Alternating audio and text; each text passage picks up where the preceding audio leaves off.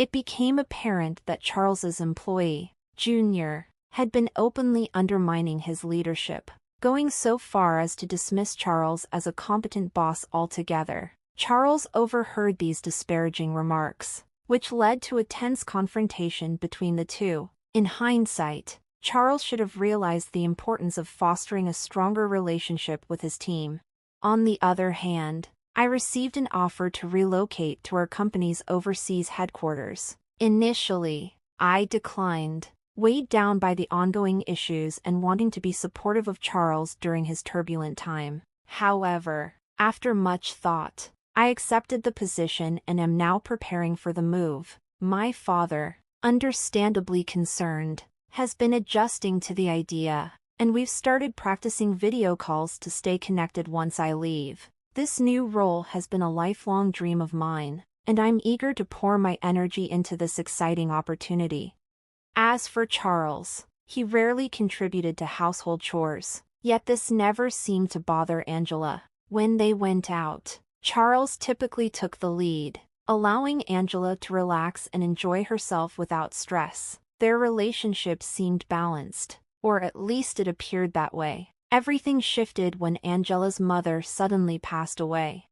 Angela was at work when her father called to inform her that her mother's condition had taken a sharp turn for the worse, and she had collapsed. Rushing to the hospital, Angela barely had time to say her goodbyes. She decided to stay with her father to help manage the funeral arrangements. When she informed Charles, he claimed he couldn't leave work on such short notice. As a result, he missed the wake and only arrived in time for the funeral. Unprepared for the occasion, Charles hadn't even dressed appropriately, and I found myself in a frantic scramble to find something suitable for him to wear. Despite my efforts, he made no effort to hide his irritation, blaming me for not having prepared his clothes in advance. The heavy emotions surrounding the funeral, along with the responsibilities that came with it, made Charles's complaints even harder to bear. I eventually decided to ignore them, hoping to avoid a confrontation,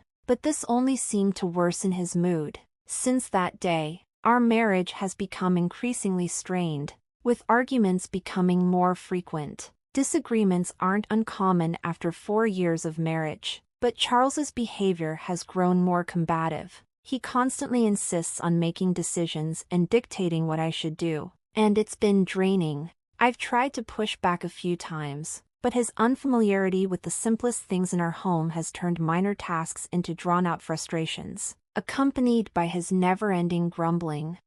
As time went on, I realized it was often easier to handle things on my own. Even though Charles continues to make demands, I haven't always followed his instructions, opting instead to take care of tasks independently to keep my life running smoothly. Recently, I brought up the upcoming gathering to mark the first anniversary of my mother's passing. When I reminded Charles, his response was indifferent at best. He complained about an important meeting scheduled on the same day, questioning how he could possibly attend the memorial. His excuse was that he couldn't delegate his work, especially since his recent promotion, which he never missed a chance to flaunt to his junior staff. I was barely able to contain my frustration as I tried to convey how important the memorial was to me. It was painfully clear that he prioritized his new title and responsibilities, often leaving me to manage everything on my own. No matter how much I urged him to focus on our family's needs, his work always seemed to come first. Later that evening, when I finally arrived home from work, I found Charles sprawled on the couch, a beer in hand. "Sorry, I'm late. Had to stay for overtime," I explained, already sensing his annoyance that dinner had been delayed. His response was sharp. "I've been waiting here for an hour." While it had only been an hour, and knowing that cooking wasn't his strong suit, it baffled me that he hadn't thought to get something to eat in the meantime. I had told him when I'd be home. After all, trying to keep my irritation in check, I handed him a takeout box and said, "I thought cooking would take too long tonight, so I grabbed this on the way home." Charles's reaction was swift and cutting, slamming his beer glass onto the table. "Takeout again? You're really slacking off lately, aren't you?" His words stung, especially considering it had been nearly 3 weeks since we last ordered takeout. Yes, I had been busy and couldn't cook every night, but I always ensured we had balanced meals and didn't rely on processed food. His uncalled-for critique left me debating whether I should even respond. Sensing my silence as an admission of guilt, Charles pressed on, adding insult to injury. Can't argue when it's true. Huh? You should start doing your chores properly. You've been coming home late, claiming overtime, maybe you're just out cheating. His accusation ignited the resentment simmering inside me. If you know I'm working late, the least you could do is make dinner. I shot back. You don't even have to cook. Picking up takeout isn't that hard. I always tell you when I'll be home, and despite my workload, I manage all the household chores. There's no need for that attitude. His response was a sharp glare, followed by a low blow. You're 4 years older. Remember? I could have married a younger woman, but I chose you. He spoke as though I should be grateful, like his choice of me was a favor I didn't deserve. You should be thankful and listen to me. No one else would want you. His words were meant to belittle me, but instead, they revealed just how broken our communication and respect for each other had become. So, if I left, you'd be in trouble, right? My anger boiled over. If you wanted a younger woman, you should have married one before we got together. I asked you if you were fine with my age, and you said yes. That's why we're married. But trust me, I can manage just fine without you. Charles responded with a mocking laugh. Fine, then let's get a divorce, he said, grabbing his beer and the takeout before storming off to his room. We had fought plenty of times before, but this argument felt different, like we had crossed a line. I was tired of his constant disrespect. I sat down with my takeout, trying to calm myself, hoping maybe he was just hungry and irritable, but as I ate, the weight of our conversation hung heavily on me, especially with my mom's death anniversary just around the corner. After some time, I called out to him from outside his door. We need to leave by 7 a.m. tomorrow, so I'll wake you up around 6 o'clock. There was no response, though I was sure he was awake. I went to bed, feeling a mix of exhaustion and unease. The next morning, I woke up early to find that Charles was already gone. The bags I had packed for us were still in the room. He hadn't left for the gathering without me. So, where had he gone? I tried calling his phone, but there was no answer. He ignored my texts too. Left with no choice, I left him a voicemail and started getting ready on my own. As I waited for the train at the station, Charles finally picked up. I have a meeting. Can't leave it to my juniors, he said curtly before hanging up. I stood there, staring at my phone, feeling a mix of anger and resignation. I stood there, stunned and bewildered, as the train arrived. With no time to dwell on it, I boarded, struggling with the luggage meant for both of us. When I finally reached my father's house, his anxious eyes met mine as he asked, "Where's Charles?" Seeing the lingering sadness in his eyes since my mother's passing, I didn't want to add to his worries. Forcing a smile, I took a deep breath and replied, "Sorry. He got called into an important meeting. He was supposed to come." Charles's recent promotion made for a convenient excuse, and I reassured my father that his absence was work-related and important. My father nodded understandingly. "I know he's working hard. It's a shame not to see him, but your mother would have understood. Let him know he's always welcome here," he said softly. There was a hint of sadness in his words, but I kept my smile intact throughout the day, refusing to show how much it hurt. The day passed without a word from Charles, and as night settled in, I chose not to reach out either. I decided to stay the night at my father's house and return home the next day. As planned, though it felt almost childish, the thought of making Charles his favorite meal, hamburgers, crossed my mind for when I got home. The following day, I left my father's house and returned home around noon. Before heading out to the grocery store, I wanted to drop off my bags. As I walked into the living room, I immediately noticed Charles's dirty laundry scattered across the floor, a sight I was all too familiar with. With a sigh, I thought, he still hasn't learned how to use the washing machine. I tossed his clothes in with mine, and after a brief moment, headed back to the living room.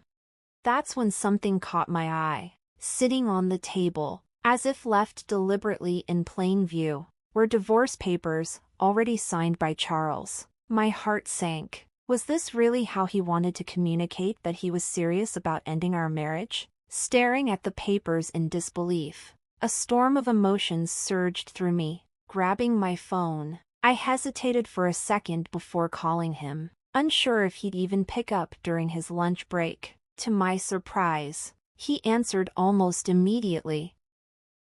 "What's the meaning of these divorce papers?" I demanded, my voice a blend of confusion and anger.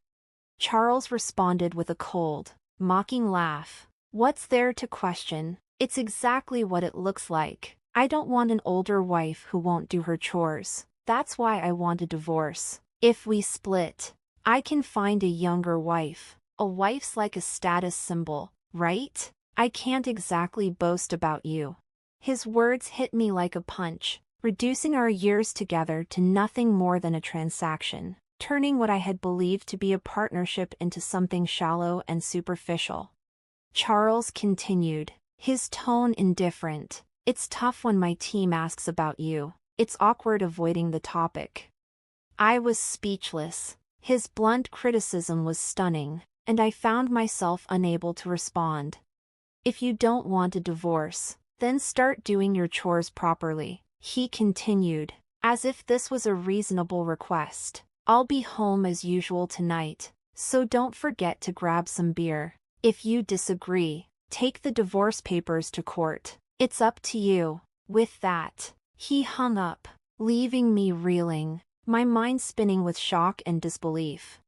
Charles probably assumed I'd give in to his demands, thinking that I did the housework because I was afraid of losing him or worried about appearing incompetent. Perhaps he saw himself as the dominant figure in our marriage. Some might think being married to a younger man sounds exciting, but in reality, it was far from glamorous. I had often played up his youth, but if I was honest, Charles was painfully average in looks, personality, and income. There was nothing exceptional about him. Describing him as younger had merely been convenient. When we first got married, the 4-year age gap had seemed more noticeable, but now, in our 30s, it felt trivial. It was exhausting to constantly be labeled the older wife when we were essentially the same age. Fed up with his arrogance and the hollow foundation of our marriage, I grabbed my bag and headed straight to the family court. Submitting those divorce papers felt like lifting a weight off my chest.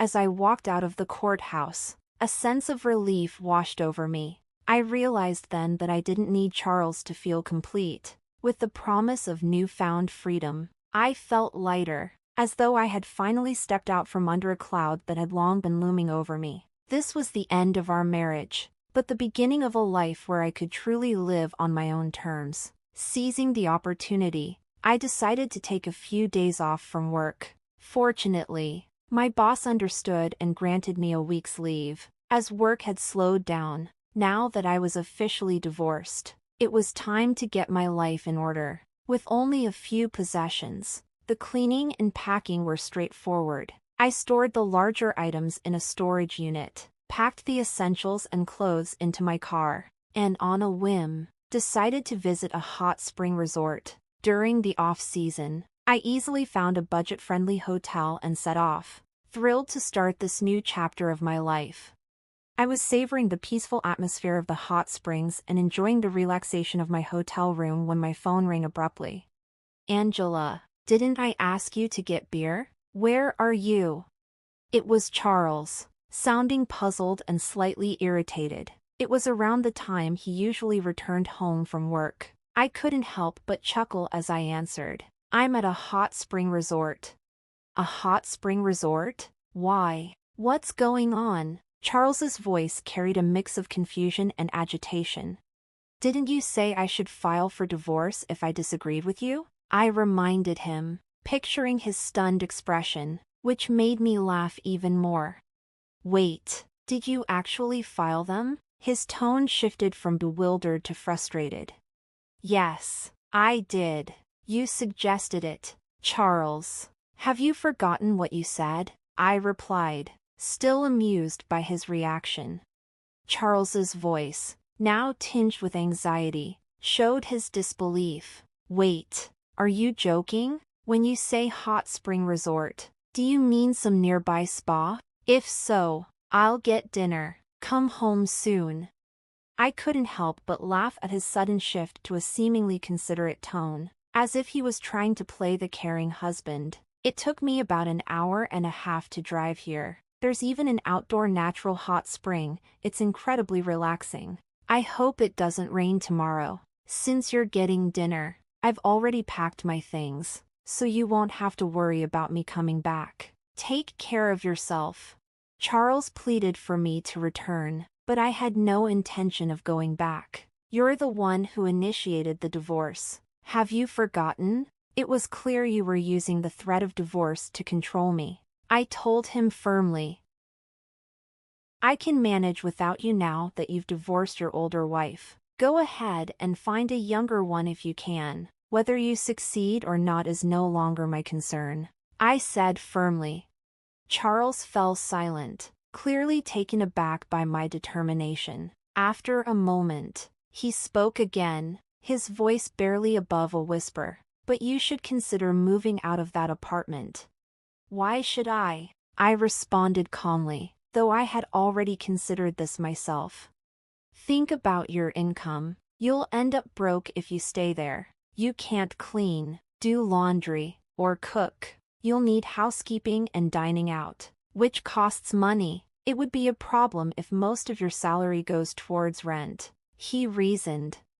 I couldn't help but smile slightly. You thought you were the provider, but my salary is nearly double yours. You never really provided for me, if anything. It was the other way around, I said, cutting to the core of the issue. Also, you were overly confident because of one junior. But did you know I manage multiple juniors and even more beneath them? I usually keep work to myself because you get moody, but I outrank you in both position and salary. You'd think you would have noticed after living together. It seemed like Charles was just now realizing this, possibly because he had kept his ego intact by looking down on me. Now that his delusion was shattered, he must have felt defeated. I had struck a blow to his pride, a kind of retribution for all these years. The reason I had handled household chores without complaint, despite his domineering attitude, was partly because he was younger and I had given him some leeway, and partly because it was too much trouble to ask him for anything. It's not like I needed you to stay with me. I was just managing your needs along with my own. So when you said, do the chores, or we divorce, of course, I chose divorce. We're strangers now. Goodbye, I said firmly before ending the call. Feeling a sense of liberation, I enjoyed a delicious meal at the hotel afterward. Charles, evidently still clinging to the idea of reconciliation, attempted to reach out again, but I was already relishing the newfound freedom and independence in my life. When he called once more, I greeted him with a knowing smile. Remember, I'm older than you. I'm sure you wouldn't want me back.